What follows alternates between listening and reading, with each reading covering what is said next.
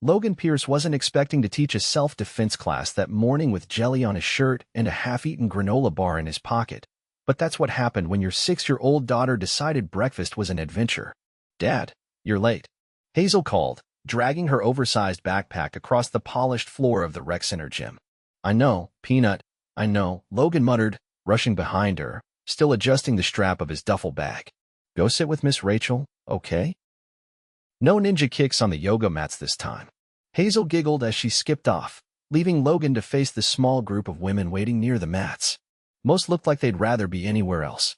All except one. She stood near the back, arms crossed, sunglasses still perched on her face even inside. Her hair was pulled back in a loose ponytail that somehow looked more expensive than his car. She didn't fidget. She didn't glance at her phone. She just watched him. "Morning, everyone," Logan said, clapping his hands. "I know it's early, but trust me, learning to break a wrist hold before coffee is the best way to wake up. Let's start with the basics." The women moved closer, most with hesitant expressions except the one in the back. She stepped forward, taking off her sunglasses. Her eyes were sharp, observant, curious. "You volunteering first?" Logan asked with a half grin. "Why not?" she replied. Her voice was smooth but confident. No fluff. She looked him straight in the eyes. "All right, come at me," he said, holding out his arm. "Try to grab my wrist." She hesitated. "Like?" "Actually grab you." Logan nodded. "I promise I won't break you." She reached for him, and in one quick movement, he twisted, stepped, and gently spun her around. Her gasp wasn't from pain, it was surprise. He released her instantly. "That's how you get out of a grip. Gentle, but firm." "Again," she said, resetting her stance. He raised a brow. "You're not here just for fun, are you?" "I don't like being unprepared," she said, gripping his wrist again. By the third try, she moved smoother. By the fifth, she smiled. "Name?" Logan asked. "Celia," she said. "Celia James." He nodded, filing the name away. "You're picking it up fast." "I learned fast," she replied. He laughed. "You don't say." Celia left the class after an hour, barely saying goodbye except for a quiet, "Thank you." Logan didn't expect to see her again. But she was back the next day. And the next. And the next. By the end of the week, she stayed after class, helping Hazel put away mats, tying the little girl's shoelaces like she'd done it 100 times before. "Hazel likes you," Logan said one afternoon as they stood by the vending machine. "I like her too," Celia replied, handing Hazel a chocolate milk. He watched her, eyebrows furrowed. "You don't seem like the rec center type." She smiled faintly. "I needed something. Different." "Different from what?" She paused. "Everything." Logan didn't push.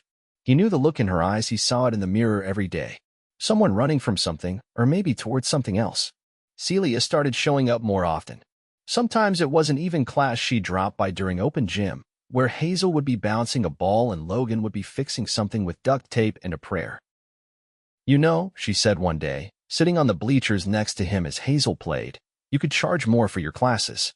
Logan chuckled. "Yeah? You think these folks are lining up to pay $100 to learn how to flip a guy? You're severely underestimating the price of peace of mind." He looked at her. "You talk like someone who knows about money." "I know a thing or two," she said casually, sipping from a water bottle that looked like it cost more than his monthly groceries. Hazel ran up, cheeks flushed and hair wild. "Celia, can you come to my school play?" "It's about bees." Celia blinked. "Bees?" "Yeah, I'm the queen bee," Hazel declared proudly. Logan opened his mouth to say something, but Celia was already smiling. "I'd love to." That night, Logan stood by the sink, scrubbing dishes while Hazel colored at the kitchen table. "She's cool," Hazel said, not looking up. "Yeah, she is," Logan replied quietly. He didn't know what Celia did for work, or why she always left in a black car with tinted windows, or why she never answered when he asked where she lived. But he knew her laugh. He knew how she listened, how she looked people in the eye when they talked, how Hazel reached for her hand without even thinking. The next Saturday, Celia showed up with takeout from a Thai place Logan had never even heard of. "I thought we could eat after class," she said, handing him a bag that smelled like heaven. "You didn't have to do that." "I wanted to." They sat on the edge of the gym floor while Hazel built a fort out of yoga blocks. "This is the first time I've eaten pad thai on a wrestling mat," Celia said, twirling noodles. "You've been missing out." She laughed, and Logan stared for a second too long before looking away. Celia, he said after a beat, can I ask you something? Sure. Why are you really here? She looked down, then back at him. Because I was tired of people only seeing one version of me. I wanted to be somewhere I wasn't. Expected. He didn't press, but something in him tightened. Like he was falling into something he hadn't planned on. A week later, he found out who she really was. He was at the grocery store, Hazel in the cart, when he saw Celia on the cover of a magazine near the checkout. Celia James, tech empire heiress, billionaire CEO, the headline screamed. He stared, frozen. Hazel pointed. Hey, that's Celia. He grabbed the magazine, heart pounding. It was her. No question. Her hair slicked back in that cold, corporate way. Her eyes unreadable. A billionaire. Celia. He drove home in silence, Hazel humming in the back seat. The next day, she came to class like nothing had changed. Logan didn't look at her. But when the session ended, he walked right up to her. Anything you want to tell me? He asked. She looked at him, face unreadable, then quietly said, I was going to. I just wanted you to see me first. He stared at her, confused, angry, hurt. You should have told me. I know. You let my daughter fall in love with you. And me, he stopped himself, jaw tight. You could have said something. I was scared, she whispered. You're a billionaire, Celia. What the hell are you scared of? She looked him in the eyes. You. And for the first time since they met, Logan didn't know what to say. Celia didn't return to the rec center for 3 days. Logan didn't expect her to. He didn't even know if he wanted her to. He spent the evenings helping Hazel rehearse for her school play, trying to ignore the way his thoughts kept drifting back to Celia, her quiet focus. The way she listened without interrupting, how she'd started bringing Hazel little trinkets from places she never explained. He should have connected the dots sooner. The tailored jackets. The way she never flinched at prices. The black car with the driver who never left the vehicle. But he hadn't. Because he hadn't wanted to. The 4th day, she came back. Hazel was the first to notice. She dropped her juice box and sprinted across the gym floor before Logan could stop her. Celia, I saved you a spot. Celia crouched to hug her. I missed you, Queen Bee. Logan watched, arms crossed, expression unreadable. When Celia finally walked toward him, Hazel skipped off to play with another kid from class. I owe you more than an apology, she said quietly. He didn't respond right away. You lied by omission. I did, she admitted. What I said was true, but I didn't say everything. I should have. I just didn't want to be treated like a transaction. You think I treat people like transactions? Logan asked, voice sharper than he intended. No, Celia said, looking up at him. That's why I came here. He studied her. She looked different under the fluorescent lights. Not polished, not composed, just tired. Like she hadn't slept properly in days. You didn't lie to Hazel, he finally said. That's the only reason I'm still standing here. I would never lie to her, Celia said instantly. Not ever. I've had enough people walk out of her life. I won't let her get attached to someone who disappears when things get messy. I didn't disappear, she said. I just needed to figure out how to fix what I broke. You didn't break anything, Logan said. You just reminded me how different our worlds are. Celia looked at him. I steady. They don't have to be. Logan didn't answer. He turned away, motioning the group to gather for class. Celia didn't push. She stayed, but she didn't speak again until the session ended. Then she walked Hazel out to the car while Logan packed up the equipment. At the curb, a different vehicle waited. Not the usual black SUV. This one was more discreet. No chauffeur. Logan caught up just as Hazel was hugging Celia goodbye. Celia straightened, surprised to see him approach. He looked at the car. You drove yourself? She nodded. I thought the other one sent the wrong message. You said you were a CEO, he said slowly. So what does that mean? Like, you run a company, or you own it? Her lips pressed together. Both. He exhaled through his nose. And you just decided to take a break from running an empire to learn how to disarm wrist holds in a community gym? I didn't decide anything, she said. I was forced to take a leave. Board pressure. They wanted someone more market aggressive, their words. So I stepped back. Temporarily. Logan raised his eyebrows. That's a bombshell. I know. What happens when they ask you back? They already have. He stared. And I haven't said yes. Hazel tugged his sleeve. Can Celia come to the B play still? Celia knelt. Only if your dad says it's okay. Hazel looked up at Logan with pleading eyes.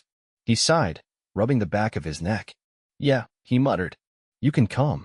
Celia smiled, brushing Hazel's hair back gently. I wouldn't miss it.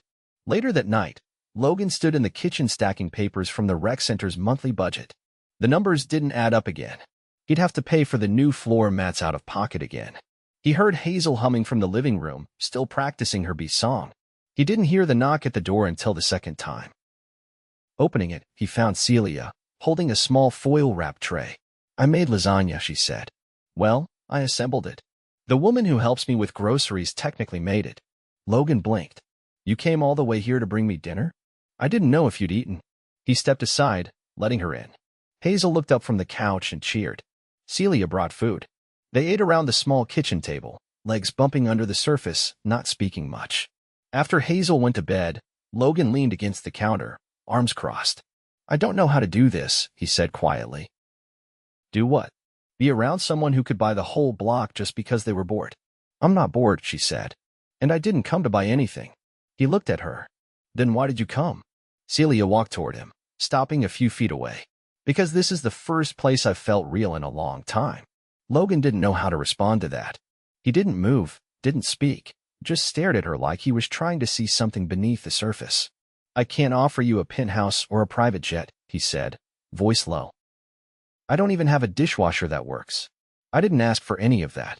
He shook his head, pushing off the counter. You deserve someone who understands your world. I'm tired of my world, she said.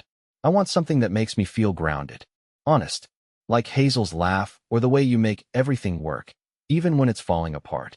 He paused, eyes locked on hers. I don't want to be your escape, he said. I don't want to be temporary. You're not. He stepped closer. Then prove it. She didn't hesitate. Come with me tomorrow. To where? My world. He narrowed his eyes. You mean the one with the glass towers and $500 shoes? I mean where I work. Where I live. I want you to see it. All of it. He didn't answer right away. His gaze flicked to the hallway, where Hazel's door was cracked just enough to hear the soft hum of her voice. Only if she comes too. Celia nodded. Of course. And no drivers. I'll drive myself. He studied her for another long moment, then nodded once. Tomorrow, he said. Tomorrow, she echoed. Then she left, walking out into the night without another word. And for the first time since her face had appeared on that magazine cover, Logan didn't feel like running. Celia's building didn't have a front door, it had a glass sculpture masquerading as one, flanked by staff in tailored uniforms who opened it silently the moment her car pulled up. Logan stepped out of the passenger's side, holding Hazel's hand as she blinked up at the towering structure. Is this a hotel? Hazel asked, craning her neck.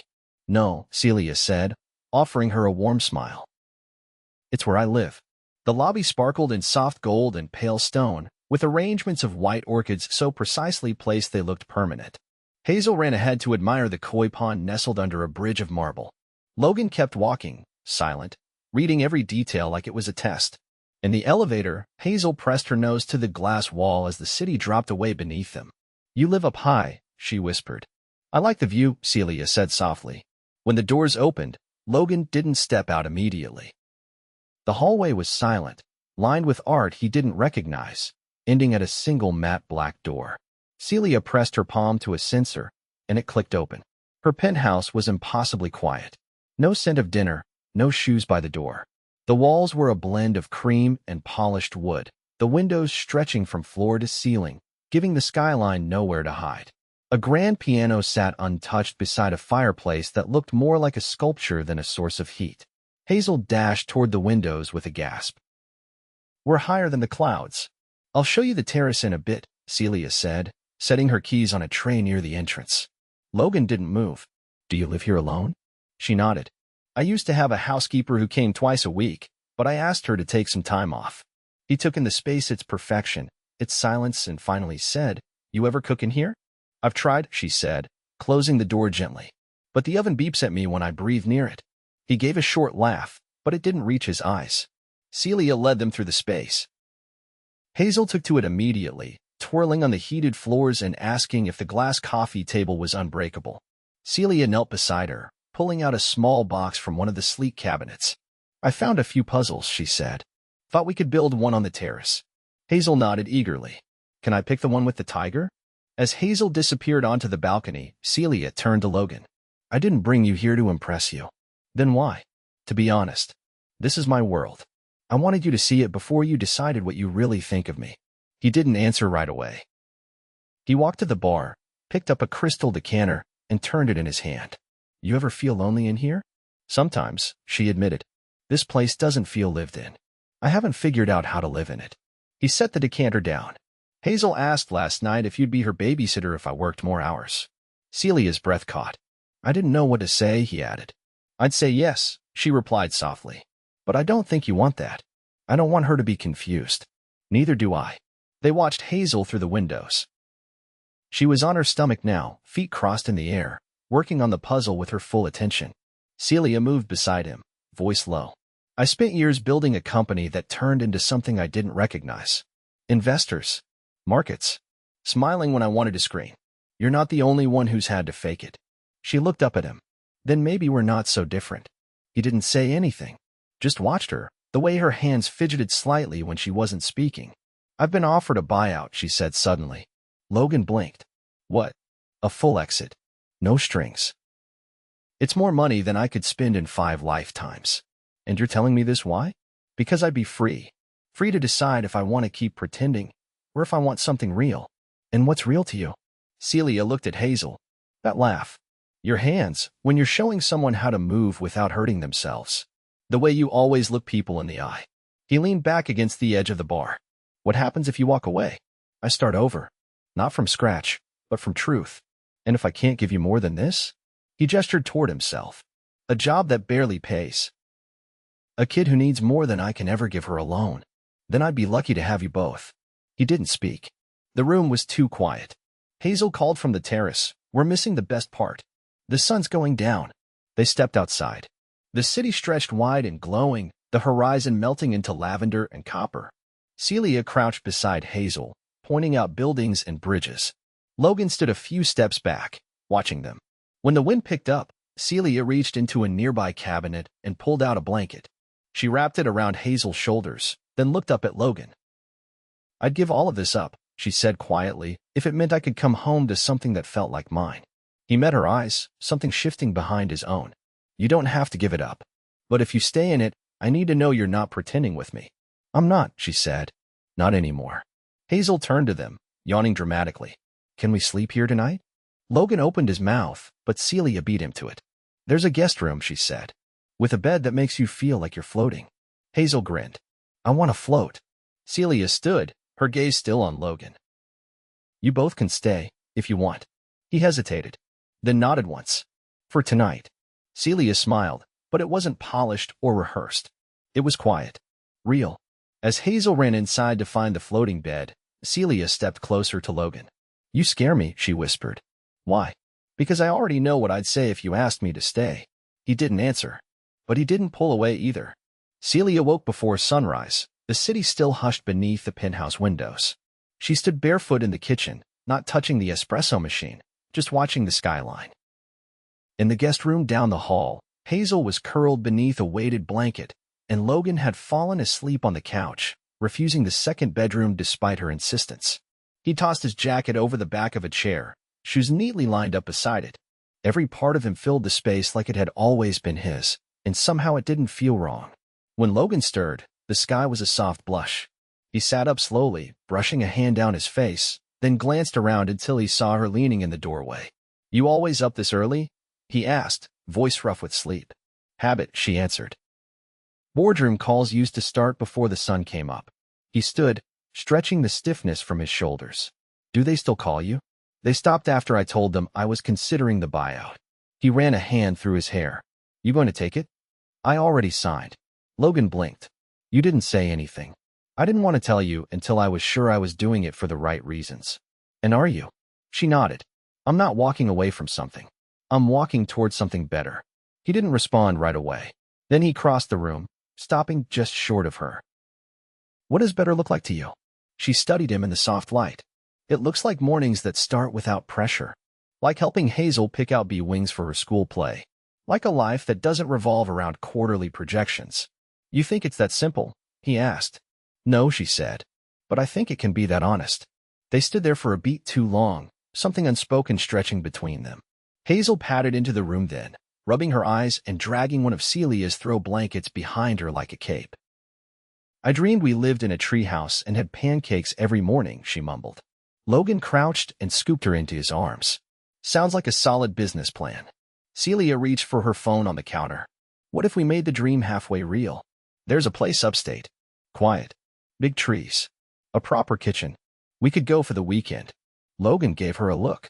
You're inviting us to your second property now? I haven't been there in over a year, she said.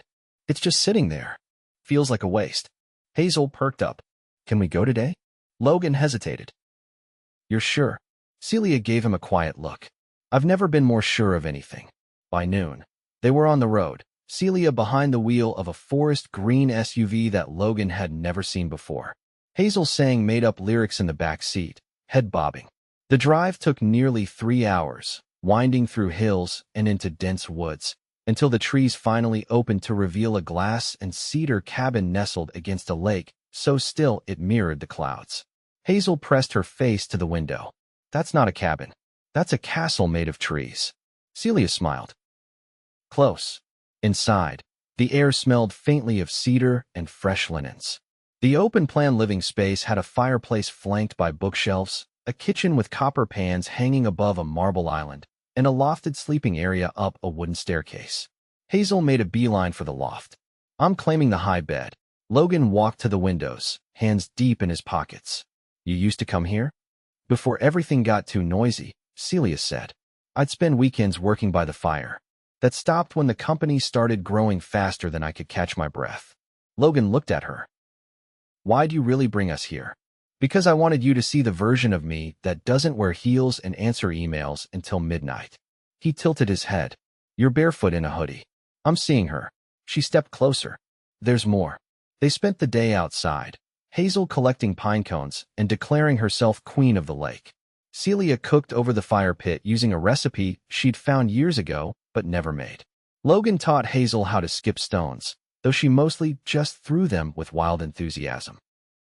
That night, after Hazel was tucked into the loft with a flashlight and a stack of illustrated books, Celia and Logan sat on the porch in silence. The stars were dense overhead, the lake a sheet of ink. Celia wrapped a blanket around her shoulders. I used to think success meant always being in control. Now I think it means knowing when to let go. Logan leaned back in his chair. I don't know what it means for me. I used to think it was just surviving. And now, he looked at her. Now I think it might be about building something that lasts. Even if it starts from nothing. She turned to him. I don't care if it starts from nothing. I care if it's real. He watched her for a long moment. Hazel asked if you were staying for good. Celia didn't look away. What did you say? I told her I didn't know. And now, he reached over, brushing a strand of hair from her face. Now I'd like to ask you. Her breath caught. Then ask. Are you staying? She nodded. If there's space for me. He stood, pulling her gently to her feet. There's more than space. They kissed there on the porch, the fire casting soft gold behind them, the stars above bearing quiet witness. The next week, Celia came to the school play. She arrived early, holding a bouquet of yellow tulips and a small bee pin she'd found in a vintage shop. Hazel beamed when she saw her, wings crooked and crown askew.